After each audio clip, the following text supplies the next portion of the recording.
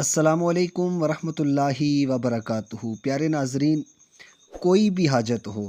چاہے وہ دنیاوی اعتبار سے ہے یا دینی اعتبار سے ہے، کوئی بھی حاجت ہو، صرف ایک تسبیح، بس ایک تسبیح، چاہے وہ اولاد کی حاجت ہو یا مال و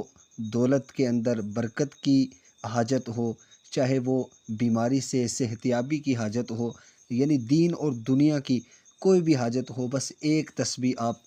پڑھ لیں، انشاءاللہ اللہ رب العزت آپ کی اس حاجت کو پورا فرما دے گا۔ پیارے ناظرین، کرنا کیا ہے؟ نماز فجر میں سنت اور فرض کے درمیان، یعنی 2 سنتیں ادا کریں اور 2 فرض کے درمیان میں، اگر سنت اور فرض کے درمیان نہیں کر سکتے تو نماز فجر ادا کرنے کے بعد اول اور آخر ایک ایک مرتبہ درود ابراہیمی پڑھنے کے بعد ایک تسبیح، یعنی 100 مرتبہ 100 ٹائمز سبحان اللہ و بحمدہ سبحان اللہ العظیم استغفر اللہ، اس وظیفے کو 100 مرتبہ کر کے دنیا اور دین کی کوئی بھی حاجت طلب کریں گے، اللہ رب العزت آپ کو عطا فرمائے گا، اور اسے آپ زندگی بھر کے لیے اپنا معمول بنا لیں۔